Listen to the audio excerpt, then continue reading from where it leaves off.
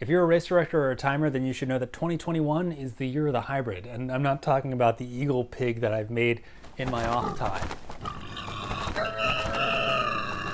It's a majestic creature. No, what I'm talking about are hybrid events. And today, Megan Schultz of Sports Backers and Chris McDonald of Go Race Productions are going to be talking about their experience with hybrid events, as we have another installment of Real Race Solutions on RaceJoy, this time with the Richmond Marathon. The running community is made up of tens of thousands of these micro communities, and all these micro communities interact. And so we thought there were opportunities in this market to build some cool technology.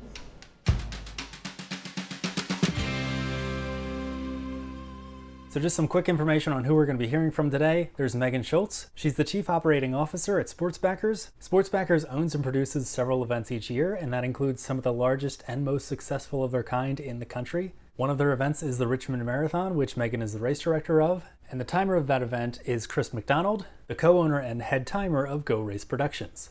And if Chris looks familiar to you, that's probably because he's also the RaceDay expert here at RunSignup. Some people make flying pigs on the side.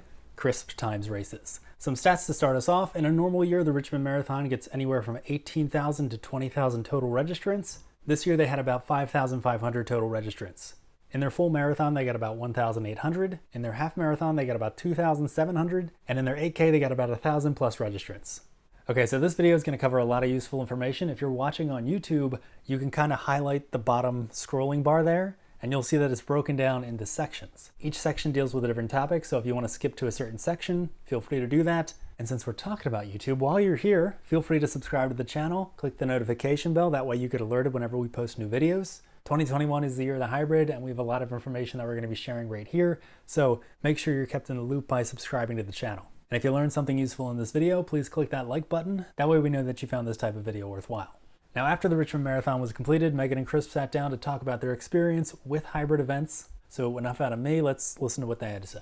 It became really important to us to be able to provide a finish line. That notion of having an actual finish line for participants was really, really important. And it drove us to trying to figure out how to have a safe version on site. And so what we developed was what we kind of initially called a measured and marked course. So very simply, we wanted to have an official course that had some amenities, and what that evolved into was really starting to call it a tailor-made course, because what it was is between November 7th and November 22nd, between 5 a.m. and 5:30 p.m., folks had the opportunity to come out and run their race on our official course. And so they could choose when to run it, which day, time of day. And then on top of that, if being on the official course wasn't something they were comfortable with or an option for them, then we also had this virtual option. So the official course included amenities such as bottle refill stations. It was fully marked with mile markers, directional arrows, most importantly, the U-turns. And then it was timed. And so that's where working with Chris and Go Race Productions was really critical. It provided not only then did we have a start and finish line, we actually had an official time for folks, which was really great. And even that process evolved from having timing at the start finish area to then having splits on the course, just as Chris understood the course and kind of what we could and couldn't do as a staff, I hope largely could do. So originally we were planning on having just the start finish for timing, and we were going to utilize RaceJoy for monitoring along the course. And that kind of morphed into the ability to, we ended up fabricating solar powered backups for decoders that we were able to mount above the eye line. So it was kind of out of sight, out of mind for people running. We were able to get 2 splits on the 8K, I think 6 splits for the half, and 10 splits for the marathon. And we're just going back. Presently, we posted preliminary results daily. And now we're just going back through for the final results, just confirming RaceJoy and the timing results are the same. People also, we found, were willing, if they didn't like their time initially, they actually came back out and they could run it again. And that was both with their chip time and RaceJoy. So we were able to use RaceDay scoring, which live synced with the dynamic bib assignment. Pausing for just a second, a lot of the features that Megan and Chris are going to be talking about in this video are RunSignup, GiveSignup features. They talk about RaceJoy, dynamic bib assignment, virtual result submitting, RaceDay check-in, and more. If at any point during or after the video you want to learn more about those features, you can just click up here, and that'll give you links to other videos that we have on those topics. Also, you can search our blog at runsignup.blog, and you can find more information there as well. Now back to the conversation. And so folks had that option to come out and experience that, which was very much an in-person option that was just safely done by providing a window of time for people to come out. People kind of naturally spread themselves out based on when they chose to come out. That was the one option. And then the second option was our virtual option, which was run wherever you would like on a course that you've designed. If folks felt more comfortable or it was just in general more convenient, they were able to run a course all completely on their own or with friends. That kind of was totally up to them, but they weren't out at the official course, and then you'd submit your results. In both options, we were highly encouraging, and in fact, on the official course, requiring folks to use RaceJoy, which we think really enhanced participants' experience with cheers, tracking, and then just audio cues that we were able to provide. On behalf of the CoStar Group, we applaud your desire, determination, and dedication.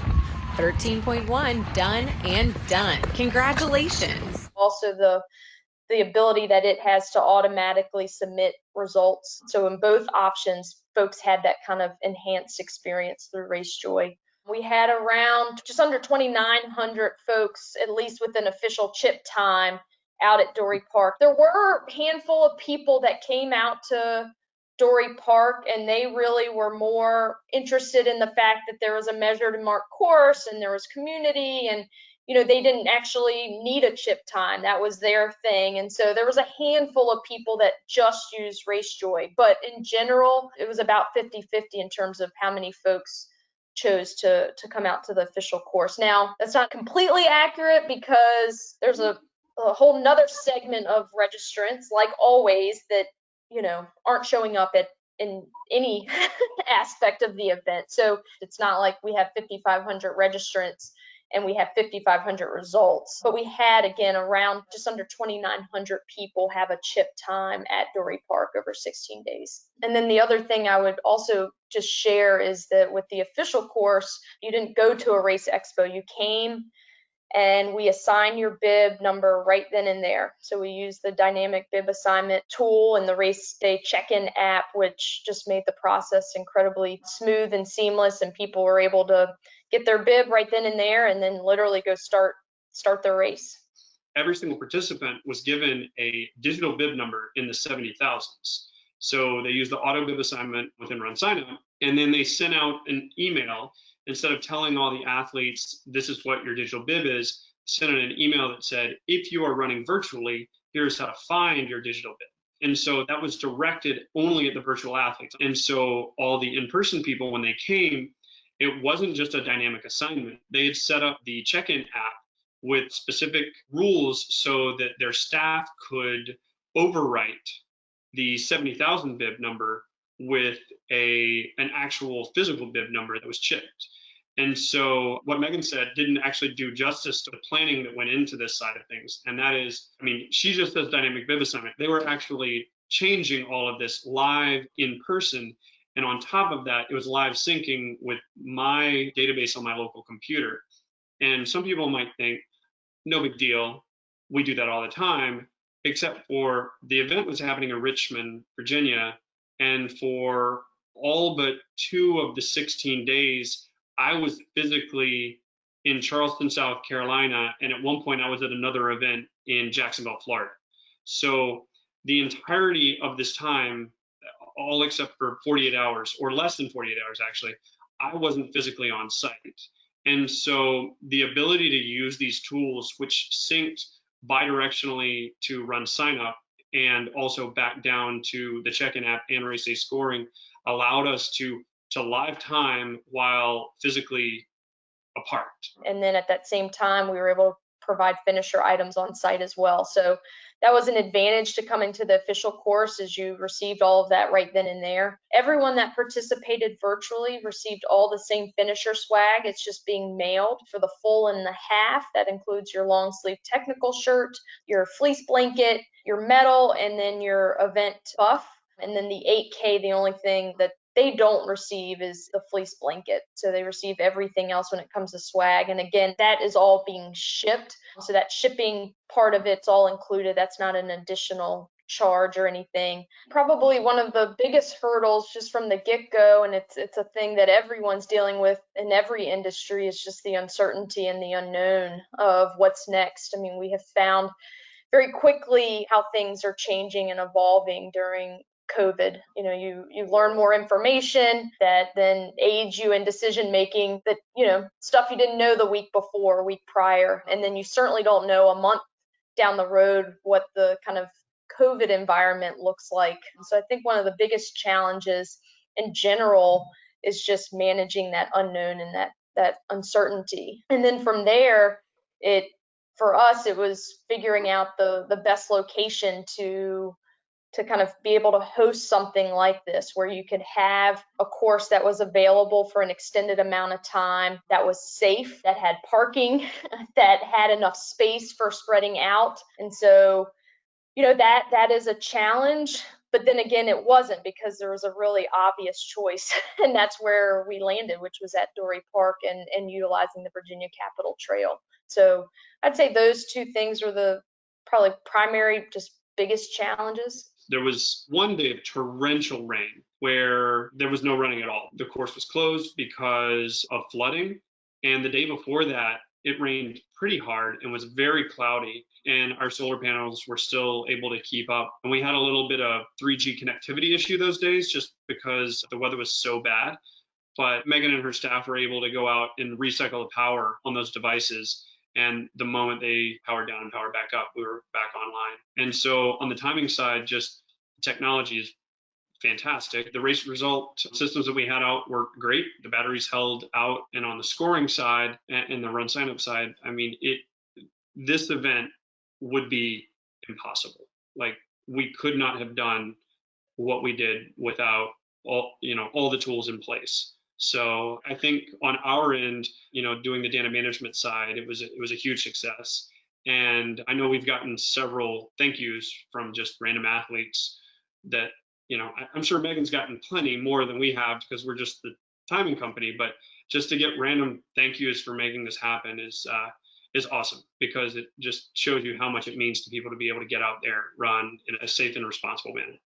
Yeah, and I will follow Chris' comment that I've said to several people. I have never felt more appreciated as an organization than in the last 16 days. And we have participants and folks that are very appreciative of everything we do and have always been that way. But I've never heard so many comments about just being so thankful to be able to come out and do something safe on site and have an official time and have mile markers and have the course marked and still have this sense of community that's really important to folks. And it was all done very safely. Yeah, and I can add, as race organizers, for any of us, safety is our top priority, right? And obviously this year that kind of was magnified and had a lot of weirdness and different elements to it that we've never had to manage before. Following safety very closely in terms of priority is creating an efficient experience. And it was kind of interesting that this year efficiency also meant safety. And I say that in that by having the RaceDay check-in app, we were highly efficient when it came to reassigning bib numbers right there on site. We had a QR code on the bibs. We used iPads. When we took a picture of the QR code, it immediately assigned that number to the individual, and the process was just very efficient. And that meant less lines, and so distancing was easier, and just the thought of lines not really, and crowds not being present because of that efficiency was really, really important to us. And we learned that firsthand by utilizing the RaceDay check-in app for sure, and just the process. And then the second thing I'd say is that, Our official course has closed. It closed on November 22nd, but we are still very much utilizing the RaceDay check-in app from a fulfillment side, because we've got to go back in and understand who told us they were going to run on their own, but then decided to show up because they wanted their finisher swag. So we were able to actually still check people in, not reassign their bib number, and then do a download now on the back end and know that this list of people, while they told us they were going to do things virtually, and they did, they also got checked in, which meant they came to Dory Park and received their stuff. So we're still utilizing that data to be able to fulfill on the back end for mailings, or in some cases, make sure we're not double handing out swag, which is obviously really important when orders are, we were very efficient in our ordering, I'll say. Cheap overhead. Yeah. On our official course at Dory Park and along the Capitol Trail, some of the things that we did to kind of make it more race-like, very basic, but also very critical, was we had our start and finish line structure. So there was just immediately, as soon as you walked up for race day, there was just a sense of some normalcy. This feels like a real race. I'm going to cross under this structure to start. I see timing mats on the ground, and then the same to be said as you finish. And then, along the course, it was really important that ahead of time, we had it officially measured. So we had it certified by USATF. So that was really important. So you didn't have to map out your 26.2 or 13.1 or your 8K. That was done for you, and you could trust that it was done and measured properly. Along the course, we had mile markers. We utilized stickers for our mile markers, just in an effort to make it kind of low profile. I think it's really important to note that the Virginia Capitol Trail, that is a multi-use trail. It's 52 miles long from Richmond to Williamsburg. And so we did not close that trail down. It was open for the general user, just like normal. So we wanted to do our best to not disrupt a general user's experience either. So we chose to do stickers on the course for mile markers. We did some more substantial signage, just some small A-frames on the outside of the trail, again, not to disrupt any flow for anyone, our participants or the general user, to mark U-turns and important things like that we wanted additional signage aside from just the stickers. And then the community came together in a big way to actually put a ton of supportive type signage out. We had our marathon training team, one of our head coaches, did handwritten signs throughout the entire course with fun, inspirational, motivational quotes. And so while the streets weren't lined like normal with spectators, there were definitely a ton of encouraging messages along the way to provide that kind of, again, that race day experience. And then the other really important amenity we knew going into this was that providing bottle refill stations, a way for folks to stay hydrated, was really important. And so we worked with Water Monster, Diamond Springs, and Noon to come up with our bottle refill stations. So we used coolers that had foot pedals to actually release the water in the Noon product. And so it was completely touchless. And then on top of that, we were able to really go green in this environment as well, which has been a goal of ours anyway. And so we made the event completely cupless.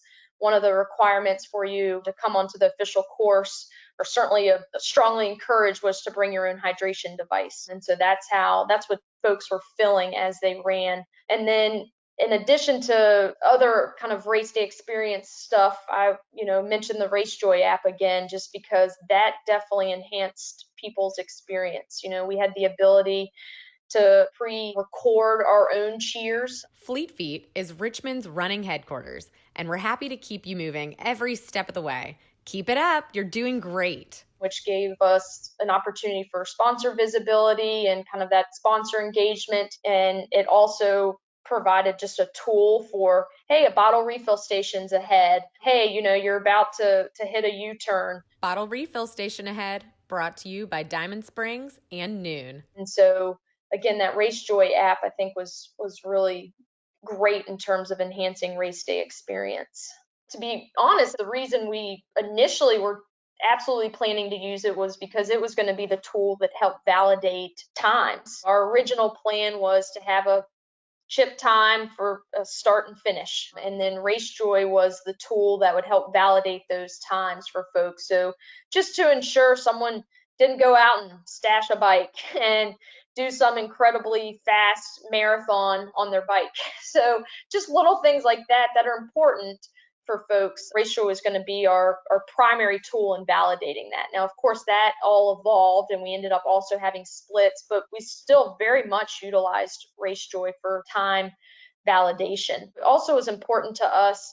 Our sponsors and partners are critical to our success, and we're so appreciative of them sticking with us. And so RaceJoy was just another opportunity for us to drive value to those partners and their brands and kind of say, here's another tool that we can provide you to get your name out. Again, just another way for us to show our appreciation. I think there was over 5,000 users of RaceJoy and like 114,000 split notifications and just shy of 100,000 homepage views driven by RaceJoy. So, the marketing side's pretty phenomenal, getting 100,000 hits. Then on top of that, on the participant side, we found that, it was going to just enhance their experience with the opportunity to have cheers, the tracking, and some of those just general operational kind of cues, if you will. So that was why we chose to utilize RaceJoy.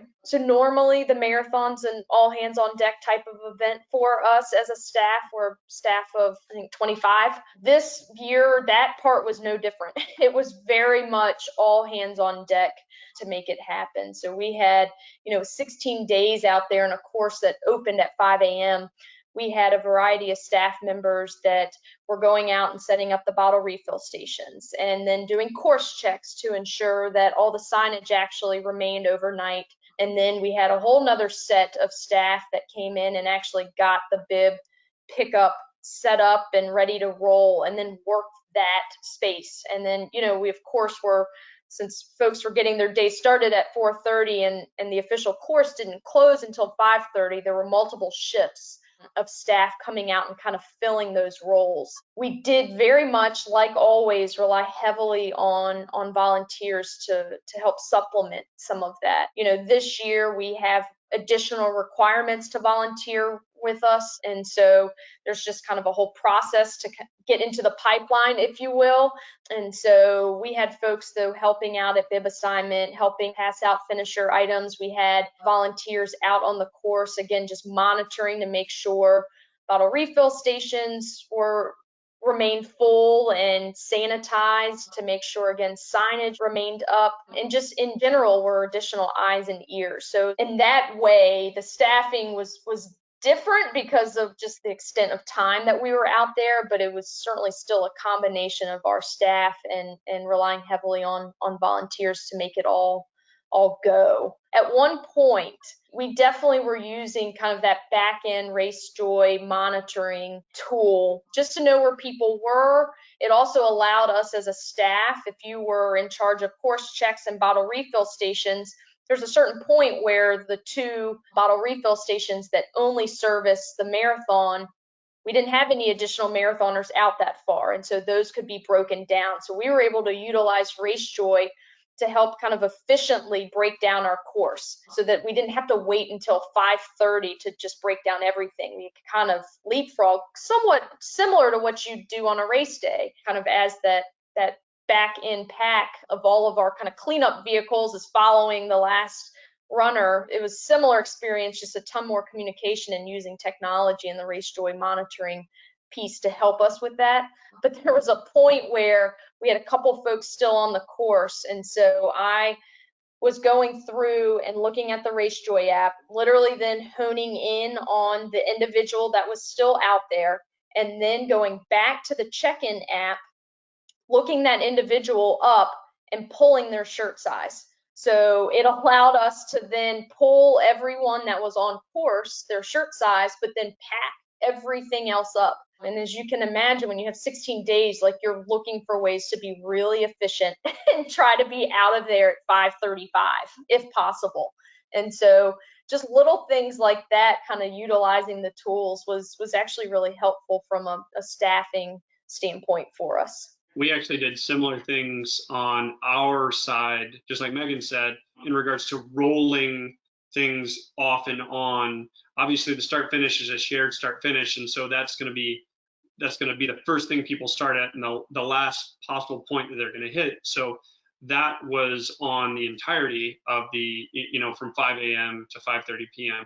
But our remote splits, we actually toggled those on remotely in an auto standby feature. So 10 minutes after the course opened, our 8K split, or it's actually 2.4 mile split, turned on. And what that was doing was allowing us to manage both our data plan and our battery savings for all of our stuff on course. And normally in an event like this, if we were timing the actual marathon, we would have, 12 staff on course, managing the different splits and maybe floaters in between, and then a number of people at the start finish. So whereas the volunteer load for the production side didn't change as much because of the time constraints, on our end, it changed quite significantly because we didn't need that many staff to manage this because the bandwidth was much lower. It was just a longer period of time. There was a lot of communication on a daily basis, not all day, every day, but there was usually a lot of communication in between, it might seem crazy, but 4:30 a.m. and 5:30 a.m. as the day got going. Similar to as a timer, if you were on site with the race director, you're slinging mats early in the morning, getting everything set up and everything in place. And so that didn't really change. I might not have physically been there, or no one from my team was there, but Megan and her staff were.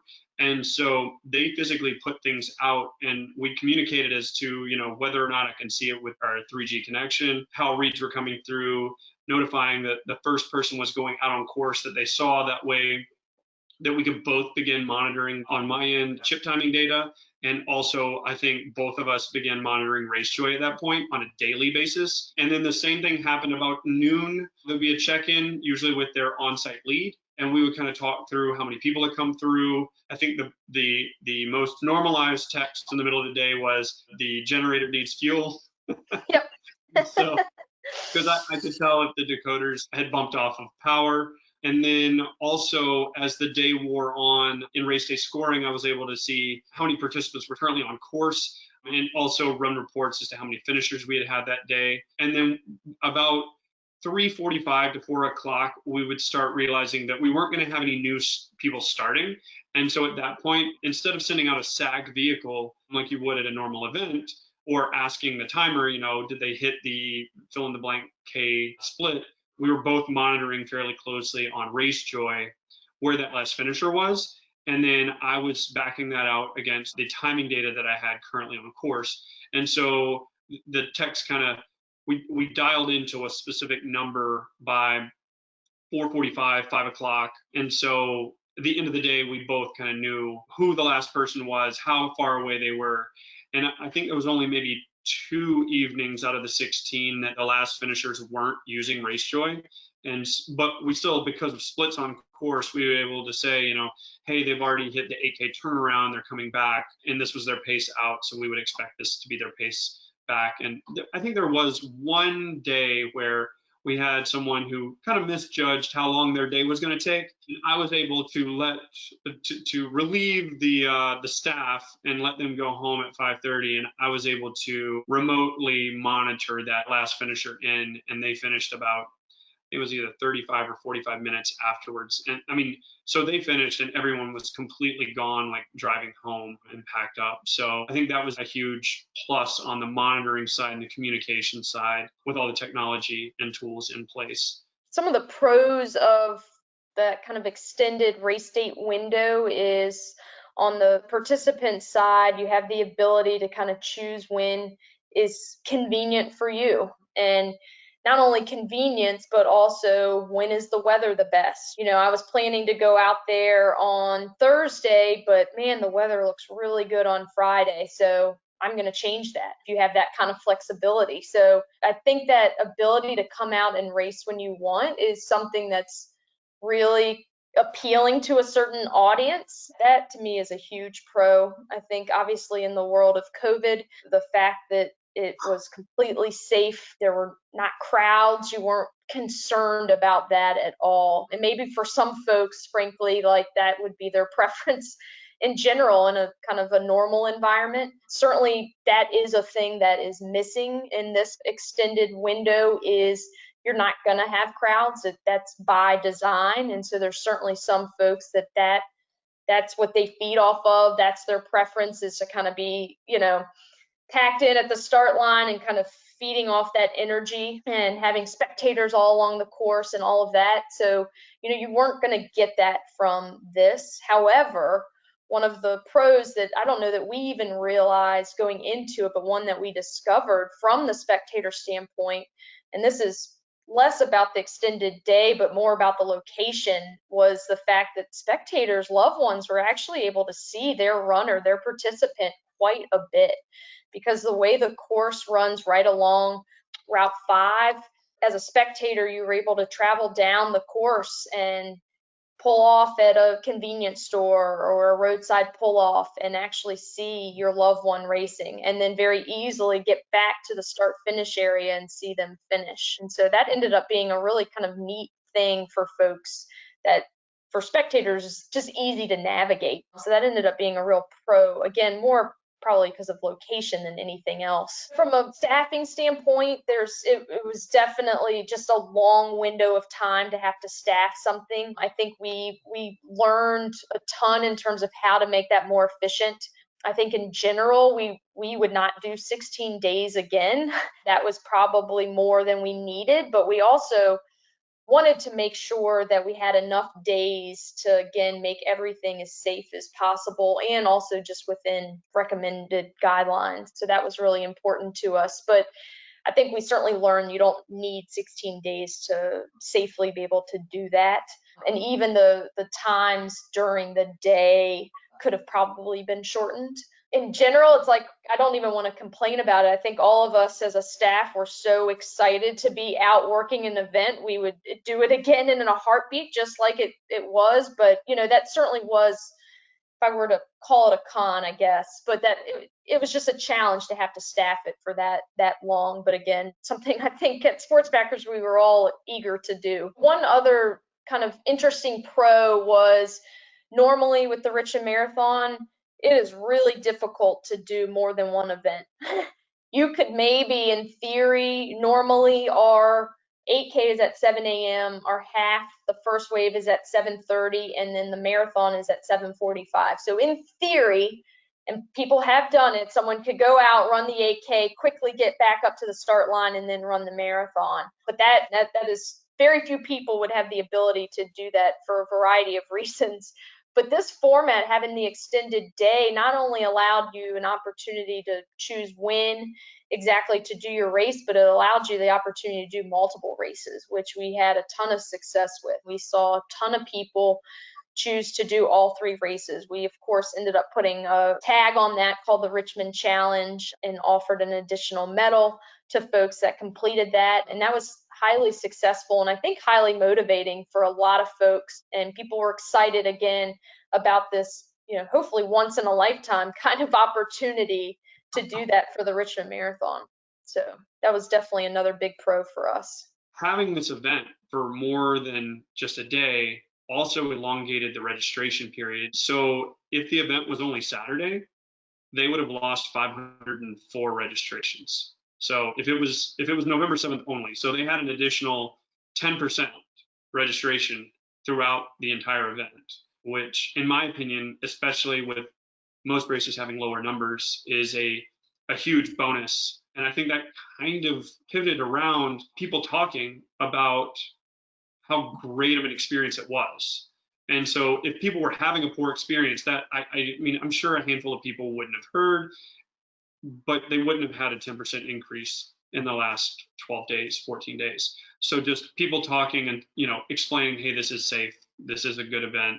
10% bump during a pandemic is, that's awesome. Like really, really, really awesome. What happened at the Richmond Marathon was I timed remotely for the most part. I was in Charleston while the event was happening in Richmond. And to a lot of people, the remote timing aspect might seem a little far-fetched or wild, crazy, whatever. However, more timers are doing this than you would think. It's just not 400 miles away from a race. It's maybe 40 meters away or 40 feet away. A lot of timers are on site and they're not physically at the finish line. Now, with everything being partly cloud-based or completely cloud-based, it really does make this available for more timers. In terms of the decoder situation and having physical equipment on site, there is risk involved. I mean, it would be inappropriate for me to say there's not. Obviously, I trust Megan and her staff. Otherwise, I wouldn't have left a very expensive set of equipment up with them. And building out the solar setups was not plug and play. I mean, there was some fabrication involved, some creativity, and I have a handful of other timers worldwide that have done similar things that I was able to tap into and have conversations with. But I do think it is a viable way of keeping things going, kind of keeping people running, keeping people active. Is it perfect? Absolutely not. But it's really, really good. And I think that most people right now are so used to cancellations and so used to deferrals that an imperfect but like really close event is perfect for them. Because if it's safe, if it's responsible, and the Richmond Marathon had 95% of everything that you would normally have at a race. The only thing you didn't have was a crowd, and that's really it. So replicating that is not impossible. It'd be a lot easier for a 200-person race to replicate that than a 5,000-person race, because the population density is just lower. And you're not going to have to figure out how many lines you need for packet pickup, because 3 or 4 might work. You don't have to do it for 16 days, because I think on the biggest day, the Richmond Marathon had, it was like 800 or 850 people run that day. Obviously, they didn't all start at once. It was throughout the day, and it was a steady stream all day long. But yeah, smaller events would likely find these kind of setups a bit more feasible. The biggest challenge is finding a venue for the event to do this, and then working very closely with your timer. You're not going to be able to call someone and just say, hey, this is what we're going to do, and cross your fingers that they have these capabilities. I mean, you need to, both parties need to set expectations well in advance and be honest about what is available, what can be done, and what they feel comfortable with. Because the last thing you want is for either group to not be able to deliver. Like for Megan not to be able to deliver the safety aspect, which they did incredibly well, or for us not to be able to deliver the timing. Yeah, I mean, Chris has been great from the get-go to work with, very, very willing to do whatever needs to be done, like, drive 14 hours on a single day to pick up his equipment. The experience with Go Race Productions was great. I mean, it was seamless. We had a ton of planning meetings, kind of working to this point. I think you could see just through those meetings a trust kind of developing, hence why he left his equipment in our possession for 16 days to set up, break down, and store safely. I think that kind of trust is really important. And then the way we were able to kind of sync it all up with all the tools that RunSignup had.